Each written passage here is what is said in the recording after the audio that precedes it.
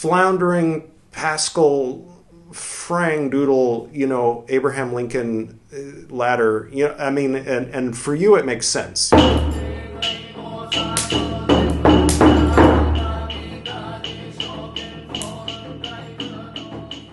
Welcome back. This is Buddhist Books Podcast, episode 294, Tipitaka, part 192. And it's Mahāvagga 9, part 5, where we'll pick up right where I left off last time in Tipitaka, part 191. So, for those who are new, just briefly, if you're the sort of person who ever thought, I want to dive deeper, I want to know about the origins, the roots, the earliest scriptures of Buddhism, and you asked a teacher perhaps, and they said, oh, this is good. You can read the Tipitaka, or in the original Pali, Tipitaka is how that's pronounced. 3 baskets of pre-sectarian early Buddhism. But don't worry so much about the first basket, the rules. That doesn't apply to you, really. That only really applies to monks, and maybe they would forget to mention the nuns.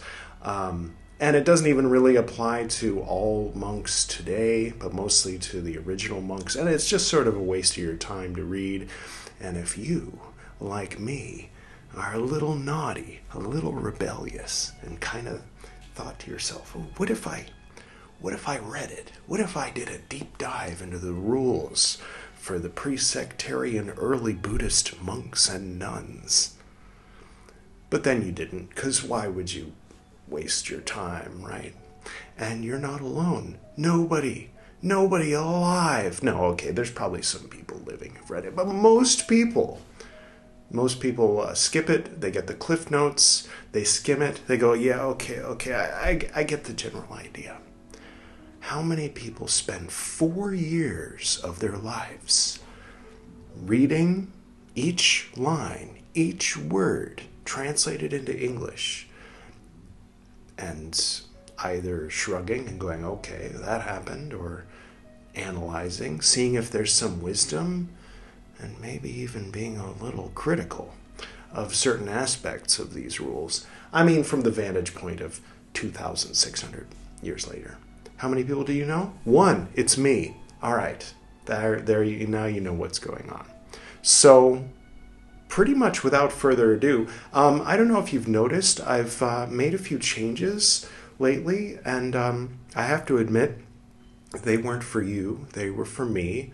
It's a lot easier to make a thumbnail that looks like this, and more fun for me. See, Baby Kermit here on Buddhist Books Podcast represents the Venerable Upali.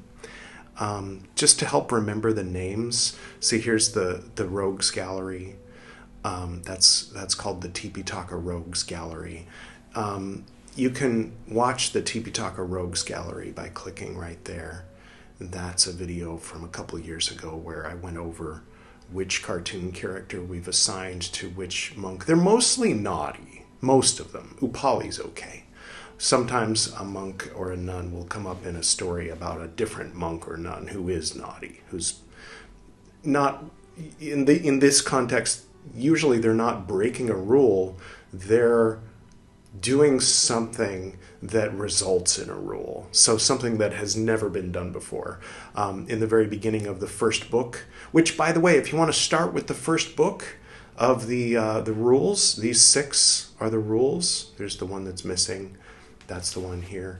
And we've been doing this for 3.5 years, and we're almost done with book 4. So in a couple years, we'll get to the second basket, which is behind me, basically this many of the books, and those are the teachings, the original teachings of Lord Buddha. Looking forward to that. But we've got to eat our meat before we eat our pudding, or whatever the Scottish teacher said in that music video. You know the one I'm talking about. Never mind.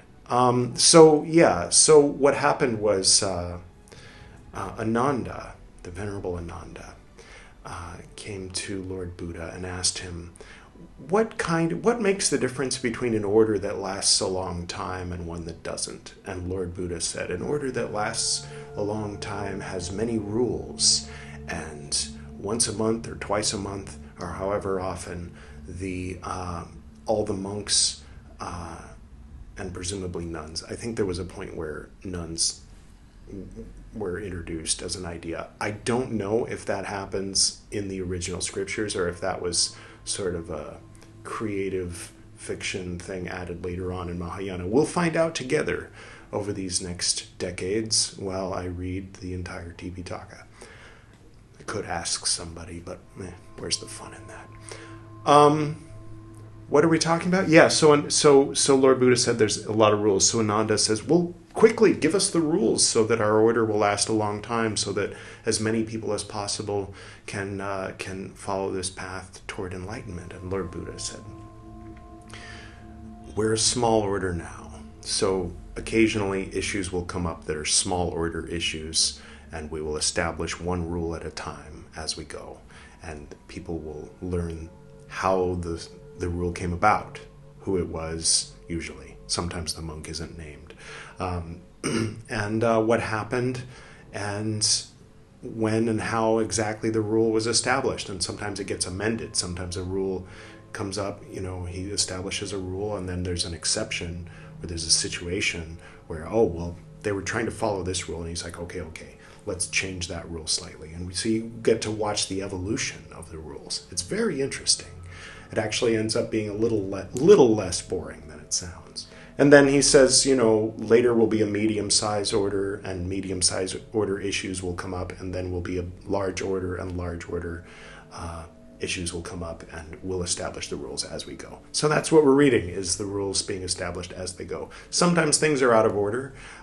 So we read all the rules for monks and the rules for nuns. They're in these three.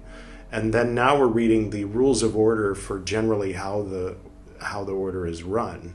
And rules get established in the rules of order that are already taken for granted in Book 1. So it's kind of one of those things where I think it's assumed that the time that you're reading it isn't the first time you're reading it, or when it's being recited isn't the first time it's being recited. Before it was written down, of course, it was recited.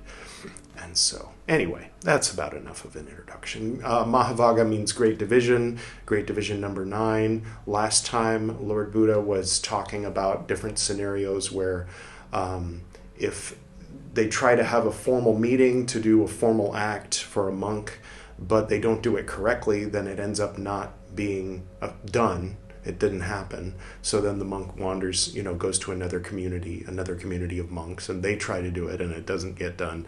He goes over here, they try to do it, it doesn't get done. And he says the cycle must be fixed. This cycle is a problem. But he hasn't gotten to any kind of resolution yet, so we're in the middle of that. Last time we reached a 45-minute mark in the episode and decided to just finish the thought next time, which is where we are now. So if you want to know the beginning of the thought, more or less, that we're continuing now, you can check out Tipitaka Part 191. And now, without further ado, let's get to the reading. I've also done away with showing the incense at the beginning, and it's just a lot of things just to make life easier for me. In other words, to make recording these a little bit easier so that I'll be more motivated, because I'm doing this just for fun, So if I say one day I feel like doing it or I don't feel like doing it, then I do it or I don't do it. So if I make it a little more fun for myself and a little easier for myself, then I'm more likely to do it more often, and then that'll increase the chances that we'll actually finish the Tipitaka in my lifetime, which is the goal. Next time, okay, we'll talk about next time after the reading. Quote, Lord Buddha's talking. This is a case, monks, where a monk is a maker of strife, a maker of disputes, a maker of contention, a maker of brawls, a maker of legal questions in the order. Then it occurs to monks, quote within quotes, this monk, your reverences, is a maker of ... Thank you, Polytext Society.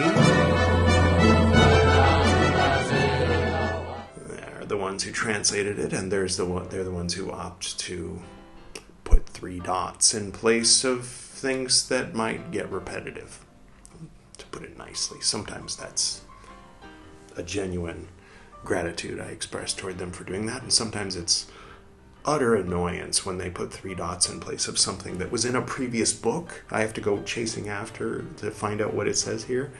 So I have mixed feelings about them. No, but overall, I like the Polytext Society. There's a link to them in the description if you want your own Tipitaka. So, there you go. Okay, legal questions in the order. Come, let us carry out a formal act of censure against him, end quote within quotes. And they carry out a formal act of censure against him, not by rule, in an incomplete assembly. In this case, the order disputes, saying, quote within quotes, a formal act not by rule in an incomplete assembly, a formal act not by rule in a complete assembly, a formal act by rule in an incomplete assembly, a formal act by what has the appearance of rule in an incomplete assembly, a formal act by what has the appearance of rule in a complete assembly. The formal act is not carried out. The formal act is badly carried out.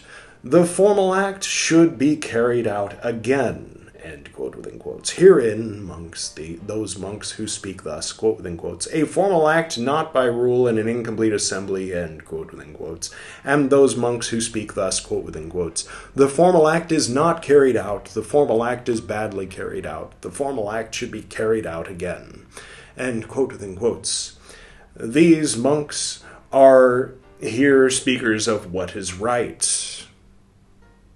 This is a case, monks, where a monk is a maker of strife, 3 dots, and they carry out a formal act of censure against him not by rule in a complete assembly. In this case, the order disputes, saying, 3 dots. Herein, monks, those monks who speak thus, quote within quotes, a formal act not by rule in a complete assembly, end quote within quotes, and those monks who speak thus, quote within quotes, the formal act is not carried out, the formal act is badly carried out, the formal act should be carried out again, end quote within quotes. These monks are here speakers of what is right. This is a case, monks, where a monk is a maker of strife, 3 dots, and they carry out a formal act of censure against him by rule in an incomplete assembly, 3 dots, by what has the appearance of rule in an incomplete assembly, 3 dots, by what has the appearance of rule in a complete assembly, 3 dots. These monks are here speakers of what is right. This is a case, monks, where an ignorant, inexperienced monk, full of offenses, not rid of them, lives in company with householders in unbecoming association with householders. It then occurs to monks, quote within quotes, this monk, your reverences, ignorant, inexperienced, lives, 3 dots, with householders. Come, let us carry out a formal act of guidance for him, end quote within quotes, and they carry out a formal act of guidance for him, not by rule, in an incomplete assembly, 3 dots, not by rule, in a complete assembly, 3 dots, by rule, in an incomplete assembly, 3 dots, by what has the appearance of rule, in an incomplete assembly, 3 dots, by what has the appearance of rule in a complete assembly. In this case, the order disputes, 3 dots. These monks are here speakers of what is right. These 5 occasions in brief. So I think what the 3 dots actually are serving to do is to keep that entire paragraph from being repeated like 6 or 7 times, because it's all the same except for it's not by rule in a complete assembly or by rule in an incomplete assembly is the only difference between the entire paragraph. But I think it's interesting to notice that the monks would repeat this. They would all, speak it aloud together. So the parts that are repeated 8 times might not be repeated 8 times just because people didn't know how to write well back then, but rather so that they would memorize it very thoroughly, so that the whole structure of the paragraph, and notice the difference So they would repeat the whole thing 20 times in a sitting, and then they would do that however often, once a month. Or I don't know if they'd repeat all the rules once a month, because this is a lot, these entire 6 books of rules once a month. But then they have the key at the end where they just sort of list it out very quickly. Maybe they did that once a month. I don't know. Or maybe they had sections they would do, and they would do some of it every month. Don't know. It didn't say. At least not yet. This is a case, monks, where a monk brings families into disrepute and is of depraved conduct. It then occurs to monks, quote within quotes, 3 dots, let us carry out a formal act of banishment against him. Quote within quotes, 4 dots, end quote within quotes, 4 dots, these 5 occasions in brief. This is a case, monks, where a monk reviles, abuses householders. It then occurs to monks, quote within quotes, 3 dots, let us carry out a formal act of reconciliation for him, end quote within quotes, 3 dots. I think they're drawing to a close of something because of how often the 3 dots are. That you start to notice patterns. 3 dots, these 5 occasions in brief. This is a case, monks, where a monk having fallen into an offense does not want to see the offense. 3 dots, having fallen into an offense does not want to make amends for the offense. 3 dots, does not want to give up a wrong view. It then occurs to monks, quote within quotes, 3 dots, let us carry out a formal act of suspension against him for not giving up the wrong view, end quote within quotes, 4 dots. These 5 occasions in brief. This is a case, monks, where a monk against whom a formal act of censure has been carried out by an order conducts himself properly, is subdued, mends his ways, and asks for the revocation of the formal act of censure. It then occurs to monks, quote within quotes, this monk, your reverences, against whom a formal act of censure has been carried out by the order conducts himself properly, 3 dots, and asks for the revocation of the formal act of censure. Come, let us revoke the formal act of censure against him, end quote within quotes, and these revoke the formal act of censure against him not by rule in an incomplete assembly. In this case, the order disputes, 3 dots, these monks here are speakers of what is right. This is a case, monks, where a monk against whom a formal act of censure has been carried out by an order conducts himself properly, 3 dots. They revoke the formal act of censure against him not by rule in a complete assembly, 3 dots, by rule in an incomplete assembly, 3 dots, by what has the appearance of rule in an incomplete assembly, 4 dots, by what has the appearance of rule in a complete assembly, 3 dots. These monks are here speakers of what is right. This is a case, monks, where a monk for whom a formal act of guidance has been carried out by an order, 3 dots, of banishment, 3 dots, of reconciliation, 3 dots, of suspension for not seeing an offense, 3 dots, of suspension for not making amends for an offense, 3 dots, of suspension for not giving up a wrong view, has been carried out by an order, conducts himself properly, 3 dots. These monks are here speakers of what is right. The 9th section, that on the monks at Kampa. Again, they put the title at the end, so that was the title of what we just finished reading. So it seems like, in answer to how are they going to resolve this, it's pretty simple and kind of dull, but obvious. I mean, it should be said, it should be clarified, it should be written down and understood and memorized so that everybody's on the same page. That, break the cycle by having a group of monks say, you know what, we're going to do it properly. In a complete assembly, by rule. That's how you break the cycle of, they tried to revoke the suspension, but they failed. They tried again and failed. They tried again and failed. Do it right and succeed. Might seem obvious, but, again. All right. So this is an interesting turn of events because, as you may know, I generally don't peek ahead. So I don't know what's coming next. I don't know if, but it turns out we're getting to the end of Mahāvagga 9 now. And this is the fun part. This is, you remember I mentioned the key?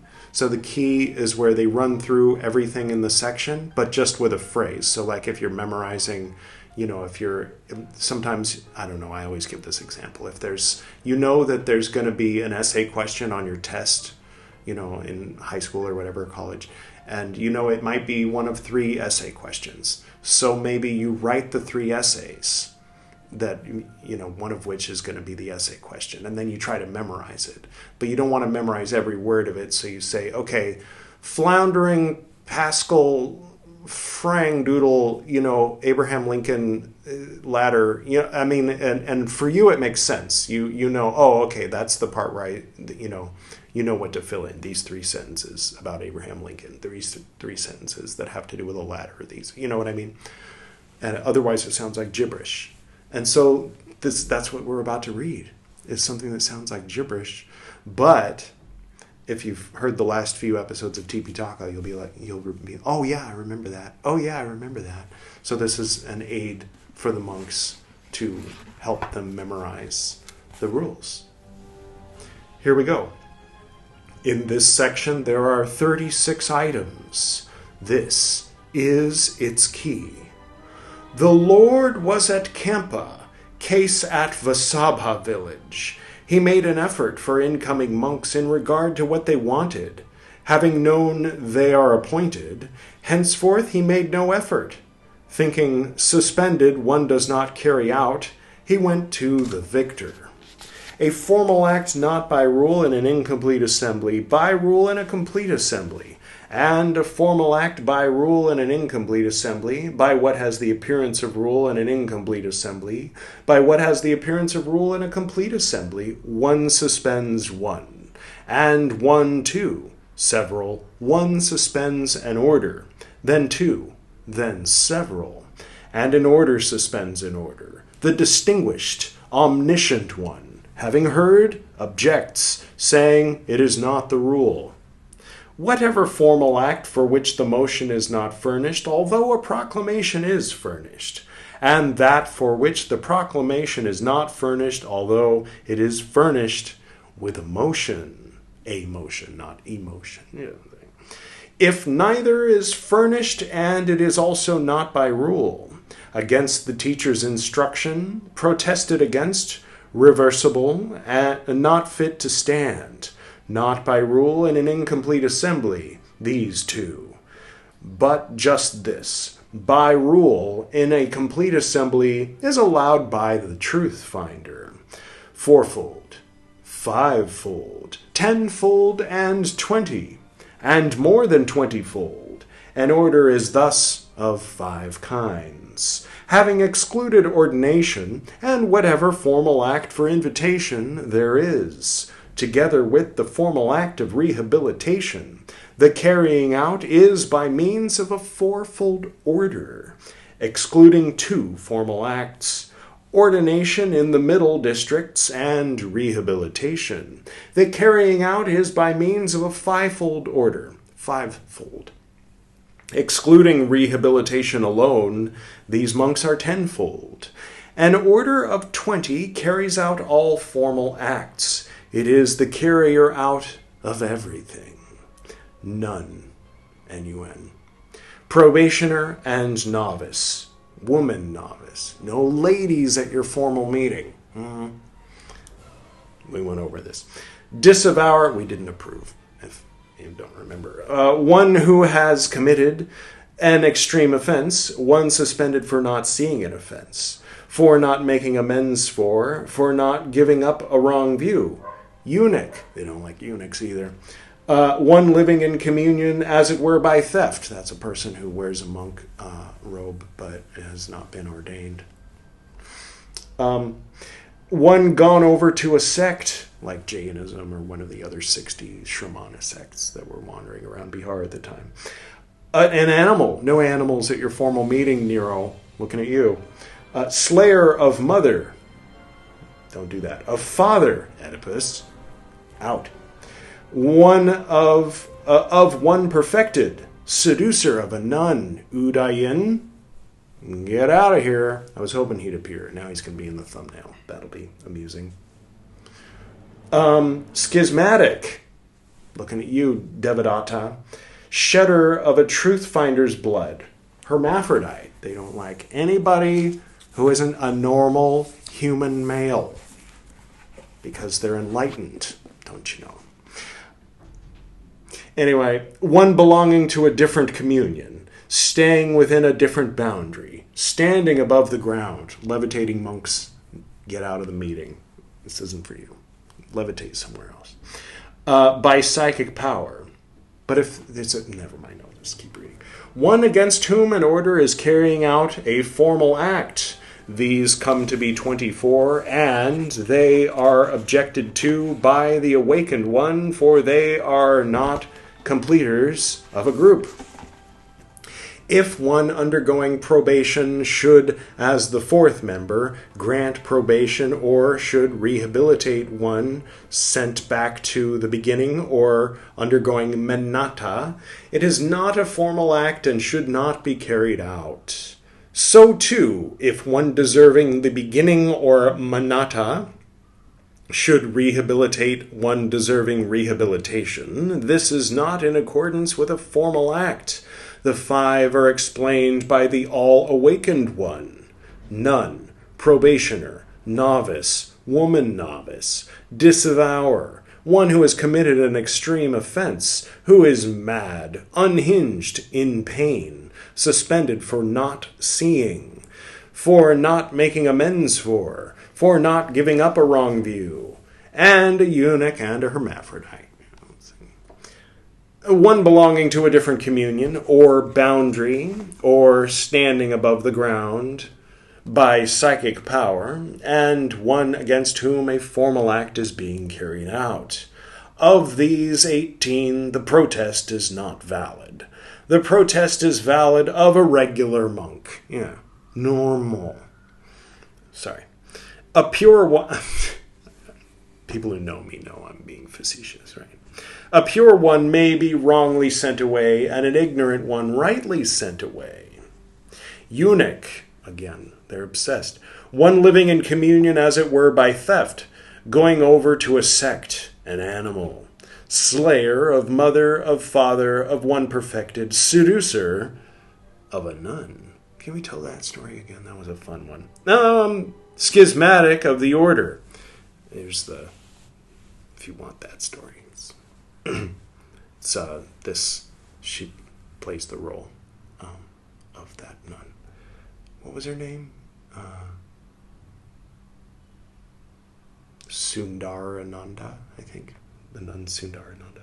Anyway, schismatic of the order, although that wasn't a monk seducing a nun, that was a lay person seducing a nun, so it was the nun's fault. I mean, never mind. We'll just keep reading. Shedder of a truth finder's blood, and also a hermaphrodite, and whichever of these 11 is not meant for restoration. Hands, feet, both of these. Ears, nose, both of these. Fingers, nails, tendons, one who has webbed hands, not allowed at the formal meeting. Get out of here. Hunchback, get out of here. And dwarf, his words, not mine. And one who has goiter, who has been branded, scourged, and who has been written about, and who has elephantiasis. All these people and nuns and hermaphrodites and eunuchs aren't allowed at formal meetings. That means it's not a valid formal meeting. It's a different time. One who is badly ill, one who has disgraced an assembly, one who is blind, and one with a crooked limb, lame, and also one who is paralyzed. A cripple, his words. 1930, this was translated, so her words, I should say. One weak through age, blind from birth, dumb and deaf. Blind and deaf, blind and deaf. Miss Horner, never mind. It said blind and deaf twice, but at the second time, the blind and is in parentheses, which makes me think someone was being a little lazy. Anyway, and dumb and deaf likewise, and blind, deaf, and dumb, all these 32, not allowed at the formal meeting. Doesn't count. If they all get together and say, yeah, that monk's no longer on probation, but one of them is a hunchback, one of them has a brand, or tattoo or whatever, then that monk's still on probation. Doesn't count. These rules are very strict. But I mean, that was the thing. I mean, that's one way of thinking about all this, is the answer to Ananda's question is the next 6 books. How do you make an order that lasts a long time? You make a whole bunch of rules and make everybody recite them. And make it very strict. As if it's just loosey-goosey. He gives an example of there was a leader of a sect, a cult, wandering around in Bihar, one of the other ascetics. And he, instead of having rules, he would work with each monk individually, and he was psychic, so he was, he was able to see, oh, okay, here's how you, do this. Now you're enlightened. Yay, good work. And then when that leader died, the order just evaporated because there was nothing holding it together. So Ananda wanted Lord Buddha to establish the order in a way that would continue after Lord Buddha passed away. Hence, Buddhism exists because of these rules. See? It's important, maybe not interesting. It's important in its own specific way. So why not give it the honor of reading it aloud and making rude comments about it? It's an honor to have me give rude comments. Never mind. Just kidding. Where are we? What are we doing here? Yes, their restoration was explained by the all-enlightened one. An offense that should be seen, for which amends should be made. A wrong view to be given up does not exist. What? Oh, right, it's the key. So it's not meant to make sense. Unless you remember what they're talking about, which I don't, in that case. There are 7 formal acts suspending him which are not legally valid, and these 7 which are not legally valid for one complying with his falling.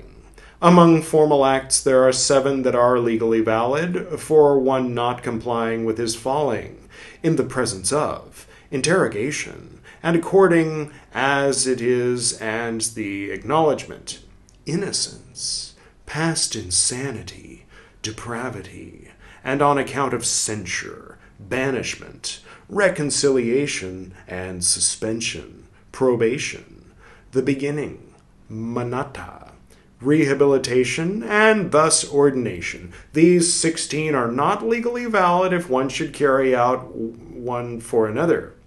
Oh, right, if you do the wrong thing. So, can you imagine? Oh.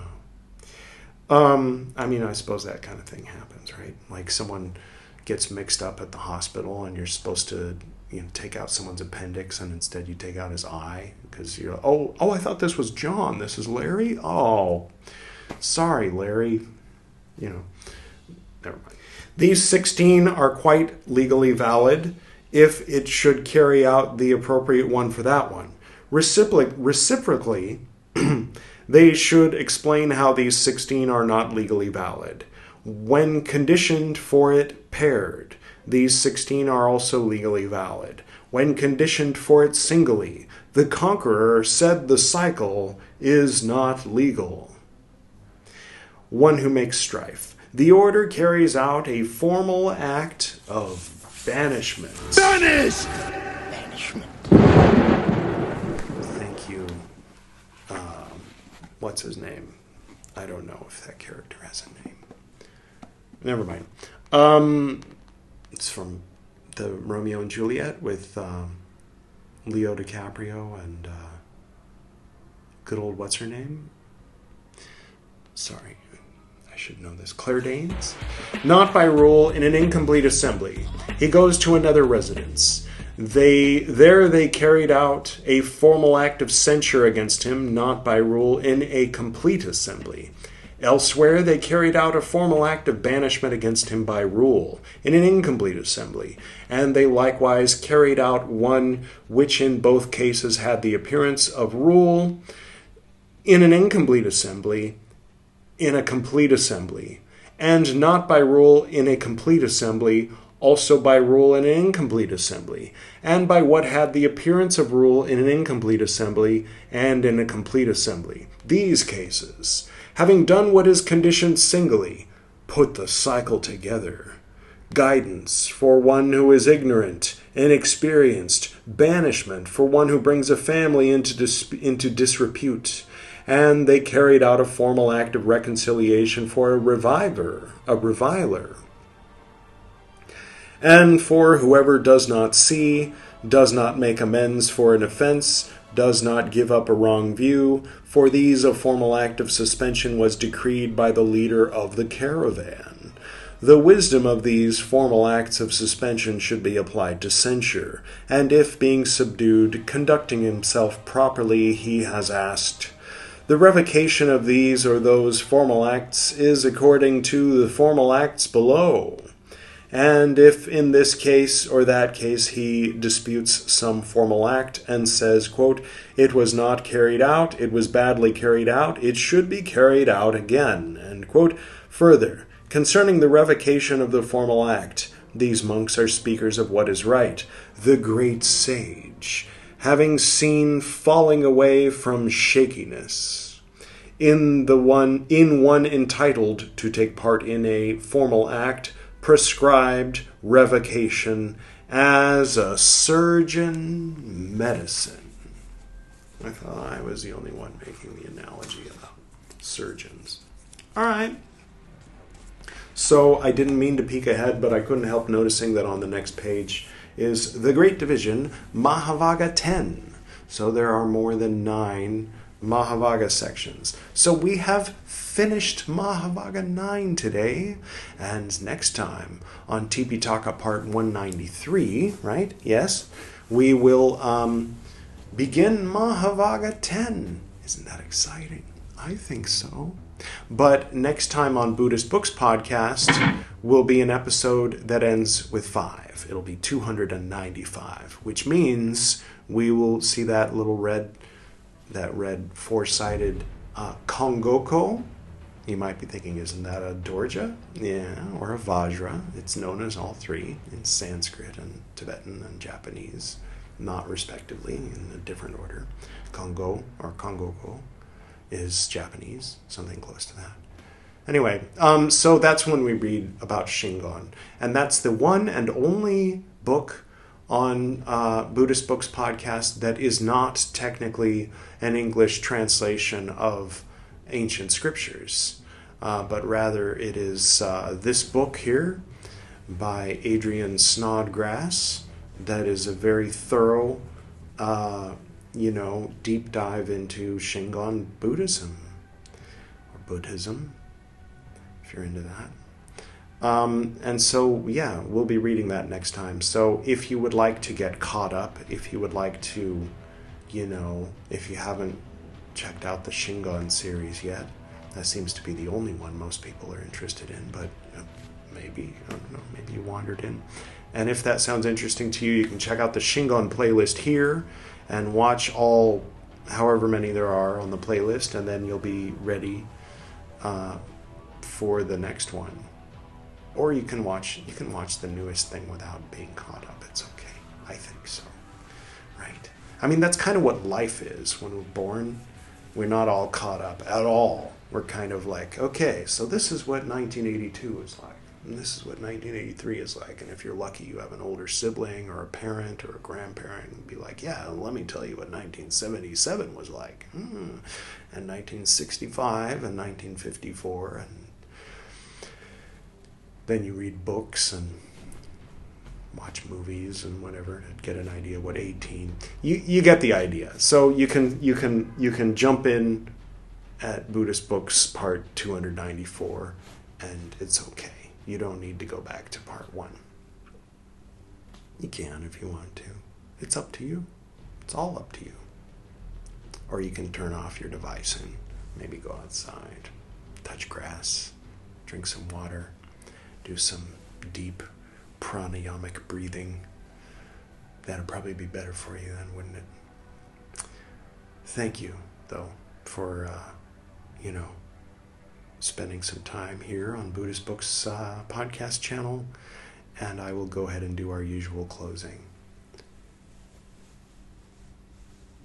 To the north and to the south, to the east and to the west, to the spirits of light among us and to the spirits below, we send out our reverent love and compassion. May all beings be happy. May all beings be serene. May all beings be in peace.